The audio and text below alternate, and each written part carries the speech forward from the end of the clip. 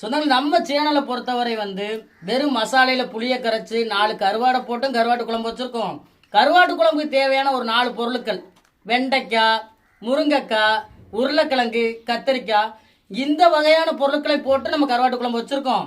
இன்னைக்கு நம்மள்ட்ட இருக்கக்கூடிய பொருட்களை வச்சு கருவாட்டு குழம்பு வச்சிருக்காங்க.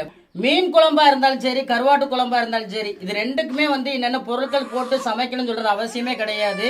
மீன் குழம்புக்கு மீன் இருந்தா போதும், கருவாட்டு குழம்பு கருவாடு இருந்தா போதும், வேற எதுவுமே நம்மளுக்கு தேவை கிடையாதுங்க. அருமையா இருக்குதா கருவாட்டு குழம்பு? ஜெனி, இதுக்கு முன்னாடி நம்ம கருவாட்டு குழம்பு கூட்டி வச்சிருந்தோம் பாத்தியா? அப்போ ஒரு சில விமர்சனங்கள் வந்துச்சு. அதை மறுநாள் கூட ஒரு வீடியோ பதிவு பண்ணி நம்ம சொல்லியிருந்தோம், பதிலடி கொடுத்துருந்தோம். மீன் குழம்பா இருக்கட்டும், கருவாட்டு குழம்பா இருக்கட்டும், என்ன பொருள் சேர்க்கணும் அப்படின்னு சொல்ற அவசியம் கிடையாது.